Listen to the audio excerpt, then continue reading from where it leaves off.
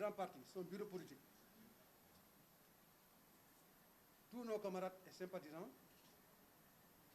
se joignent à moi pour vous dire la satisfaction de vous recevoir aujourd'hui pour partager avec toi-même et ta délégation les préoccupations du moment qui tournent essentiellement autour de la situation nationale de notre pays, marquée ces derniers temps par des convulsions sur lesquelles, sans nul doute, nous allons revenir. Je vous donne la parole, Monsieur le Président.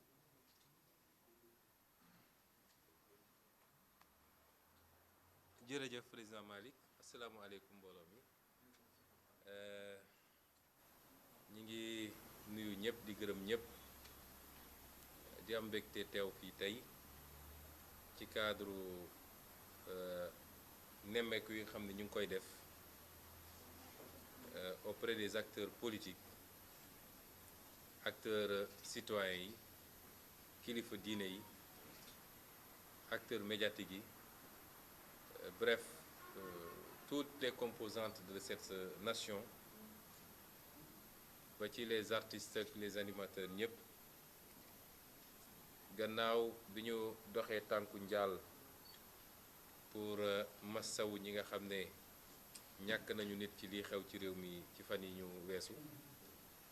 war ko wëyal ci fan yi di ñëw ci fi gën a sori muy booru Casamance ba Diaobé gannaaw bu ñu doxantoo it ci hôpitaux yi ak ci kër yi seet ñi nga xam ne gaañu nañ ci am nañ ci ay gaañu te ñenn ñi muy gaañu yu xaw a métti gannaaw bu ñu waxaatee nag fësal ko ci suñuy exigence te bu ci njëkk mooy ñi nga xam ne dañ leen teg loxo ci lu jaaduwul ñu bàyyi leen lii dafa bokk ci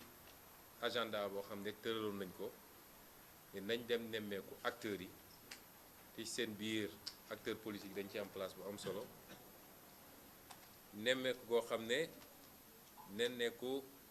ngërëm la ak sant ngërëm ak cant nemmeeku jaajëfal leen ci seen taxawaay waaye nemmeeku loo it waxtaan ci lii nga xam ne mooy suñu situation réew muy Sénégal kon tey ñu ñëw seet suñu mag suñu xarit Malick Gakou nga xam ne yàlla def na suñu diggante relation bi yàgg na yàggul ndax mun naa ne 2015 ba léegi ñoo ngi gisee di waxtaan di nas di nocci di bokk xalaat ci lu bëree bëri may fàttali ni ku fàttewul 2016 bañ may radier ci fonction publique bañ may xañ sama liggéey moom mi Malick Gakou bokk na ci ñëwoon fële Point E yendu fa ak ñun bokk ak ñun xeex bi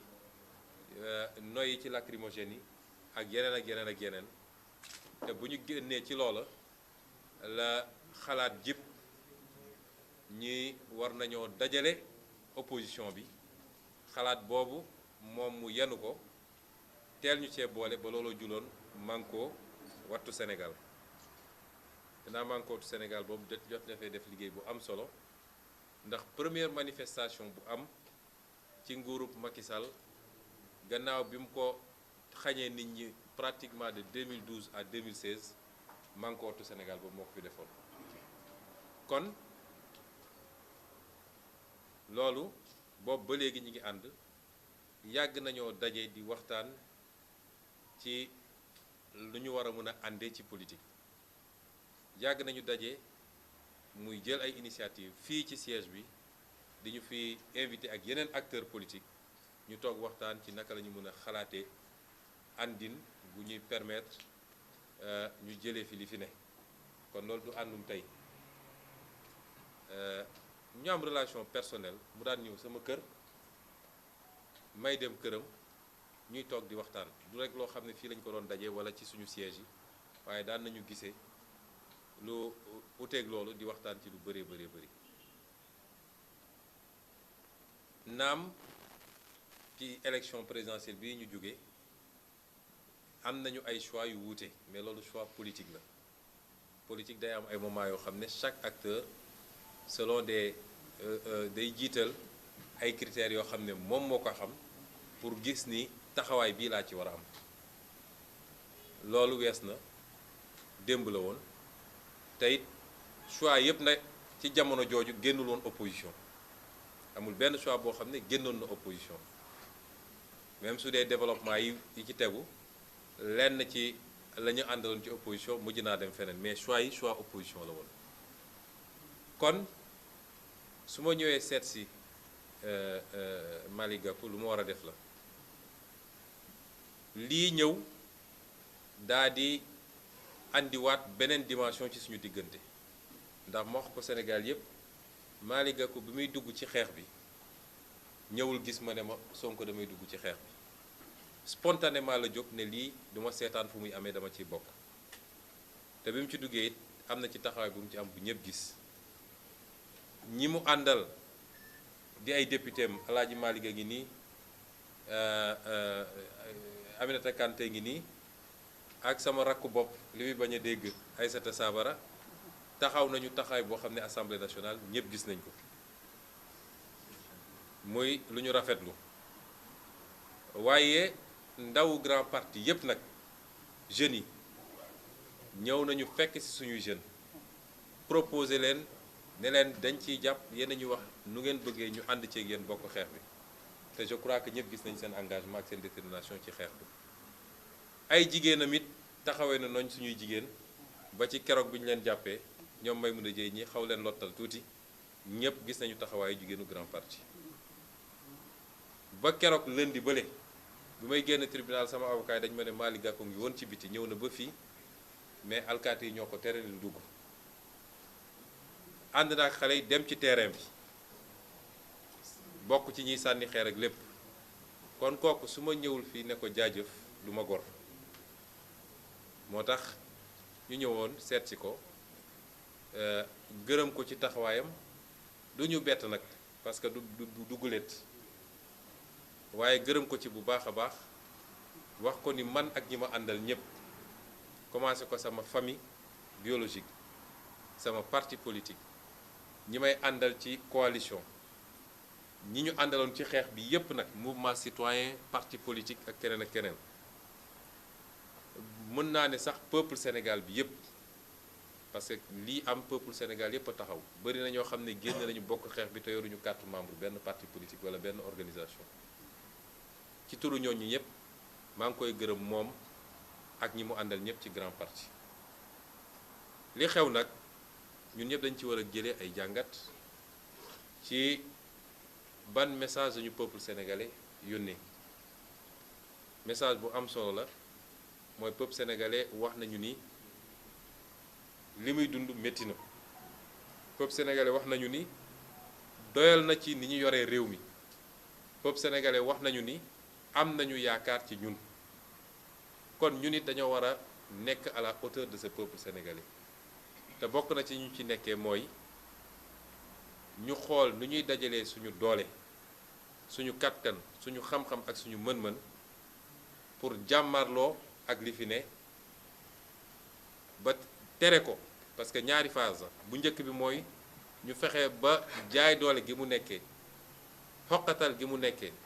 mu dakk ñaareel phase bi mooy ñu jëlee ko fi parce que baaxul ci askan wi loolu mënuñoo ñàkk initier sumb xalaat googu ak li tubaab di wax toutes les forces vives de la nation dootul mbirum politique kese mais ñi nga xam ne ñépp li ma wax ni yëg-yëg la ci ñoom dafa jot dafa war ñu bokk daje pour xool nu ñuy doxalee mbir yi ci fan yi di ñëw ci semaines yi di ñëw ci weer yi di ñëw ci cadre boobu nag am na lu ñu ci commencé waxtaan ak président Malick Gakou comme ni ñu ko waxtaanee ñi ñu fi ñu jaar yëpp ak fi ñu war a jaar yëpp mooy ni ba ca njëkk nañu dajale suñu doole parce que it soo gisee mbir mi xawoon na mel ni lu yomb ci ñoom mooy dañoo tasaaroo woon kenn ku ne wéet fi nga ne te loolu moom bu amee rek mu yomb ci moom bu songee kii bu ci paree song ko ca des donc nañu dajale suñu doole ba lii nga xam ne suñuy mbébét la te bind nañ ko ci ay kayit teg nañ ko ci loxo sax ay kilifa diine ba ñoom ñu ngi ciy dox liñ ciy dox ñun ñu mën a am matuwaay ak taxawaay bu doy pour loolu ñu respecté ko ci réew mi te loolu am na ci yoo xam ne dafa dellu ci askan wi kese comme lépp li jëm ci suñu alalu réew muy alal ci xaalis muy alal ci ressource naturelle muy alal ci suuf si ak yeneen ak yeneen wala paj meeg njàng meeg yooyu am na ci loo xam ne dafa dellu ci politique bi mooy calendrier électoral bi fichier électoral bi kilifa gi war a organiser élection yi ak delloo nit ñi seen àq ba ñu mën a nekk candidat suñ ko bëggee ak yeneen yu mel noonu yooyu yëpp boole nañ ko te gëm nañ ni léegi suñu dajalee ñun ñëpp suñu doole am taxawaay bi ñu war a am te mu biir ñu ni li feeñ mooy askan bi li ëpp ci askan bi mu ngi ak ñun gëm nañ ni cette fois-ci dinañu mën a wañ loxo ñi fi ne ba ñu bàyyi yi ñu doon def waaye ñu respecter peuple bi waaye respecter aussi seen opposition loolu benn phase bu am solo la beneen phase bi nag mooy la ñuy dëgmal ci yeneen jamono nga xam ne ñun la gën a concerné ñun ñi di acteurs politiques yi ñi yaakaar ni mën nañ cee ànd ñu daje waxtaan xool ci yeneen anam la ñuy àndee lépp nag weesuwul ñu bokk gis-gis bokk dégg-dégg bokk xalaatin bokk programme bu boobaa ñi war a ànd yàlla jàpp ci ñu am li ñu war a am pour mën a soppi réew mi donc loolu mooy woon tànk yi bi ñu ñëwee fekk nañ fi ouverture fekk nañ fi ubbeeku bu doy fekk nañ fi déglu li nga xam ne mënoon na doon ay incompréhension suñu diggante waxtaan nañ ko ba li am solo rek mooy le Sénégal aujourd'hui mooy xool vers l'avenir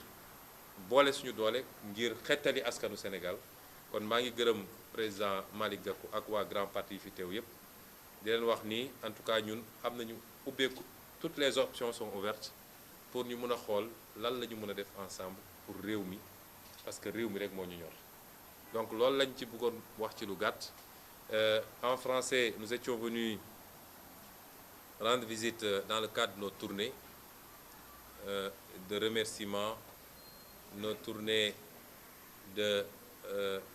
partage avec toutes les forces vives de la nation qui ont eu à adopter une position de principe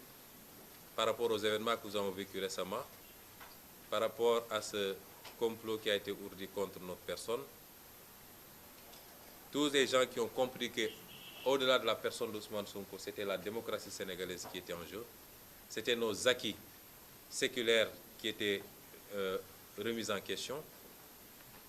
Donc, dans le cadre de ces tournées de remerciements et de partage,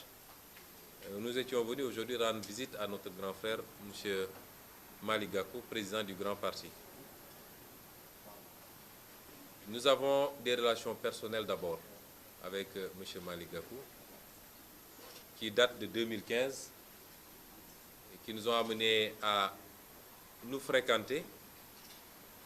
nous parler beaucoup, pas seulement sur le plan politique, mais même sur le plan personnel,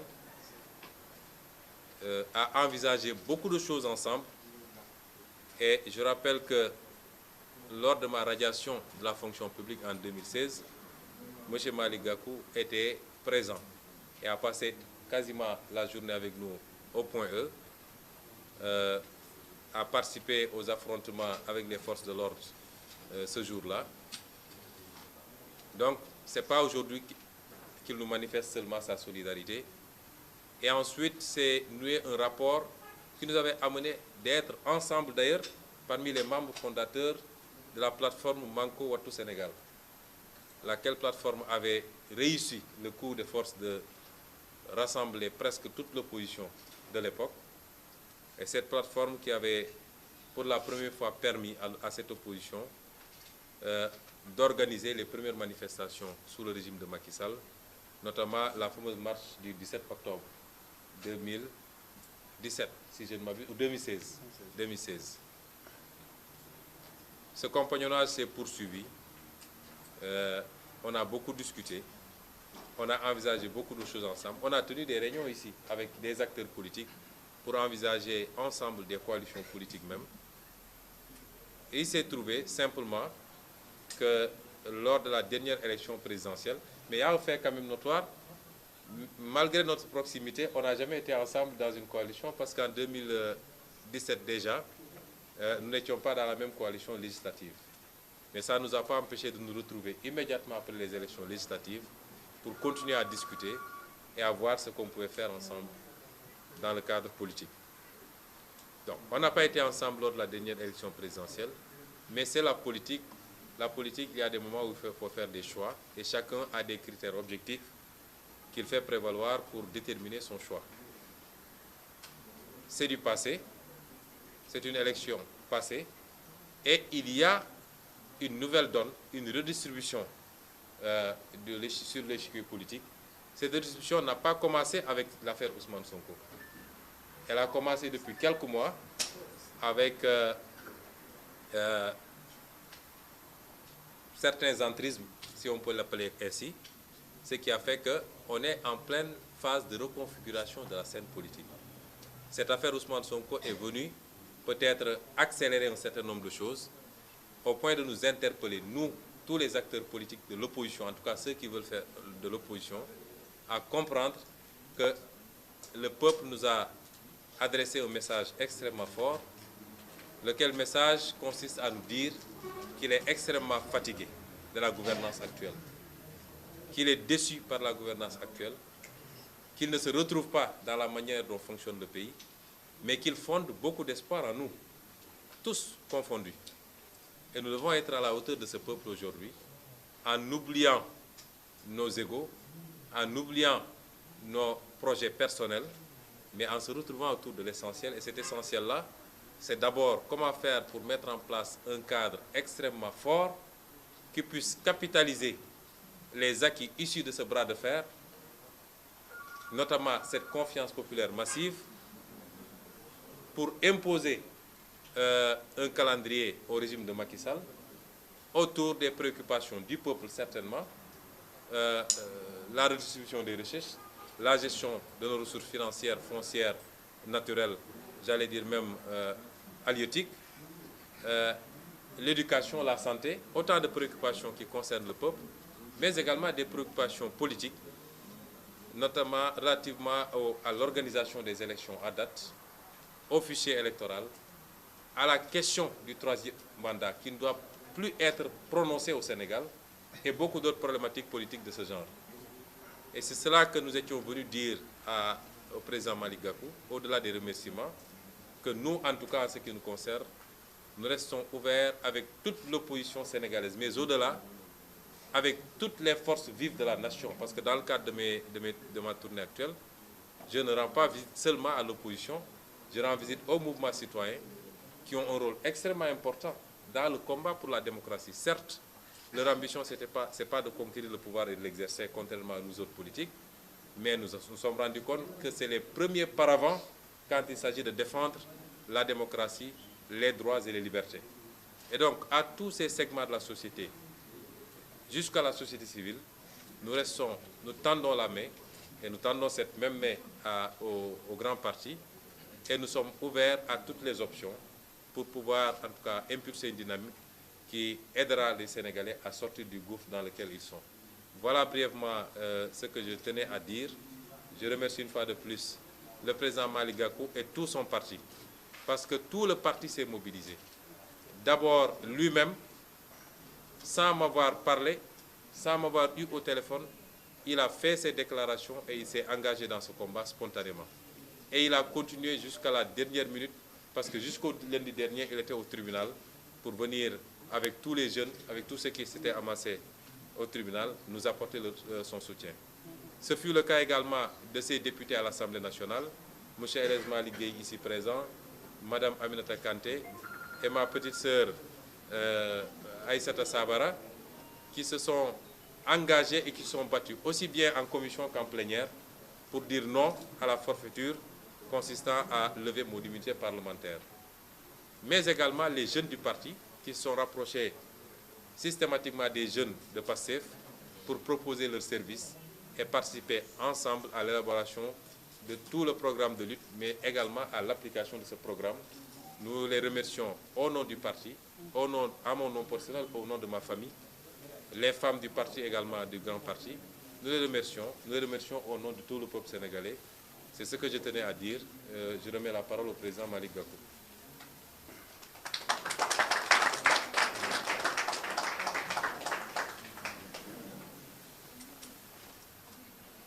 Merci beaucoup, Ousmane, Monsieur le Président Ousmane Sonko. Je vais enchaîner en français, peut-être pour terminer en wolof. Monsieur le Président PASTEF, Madame, Messieurs, les membres de la délégation du Président Ousmane Sonko, mes chers camarades du Grand Parti, Monsieur le Président, vous imaginez que pour moi, c'est un immense plaisir que j'ai de vous recevoir ici au siège du Grand Parti. Et comme vous l'avez dit, cet immense plaisir se justifie principalement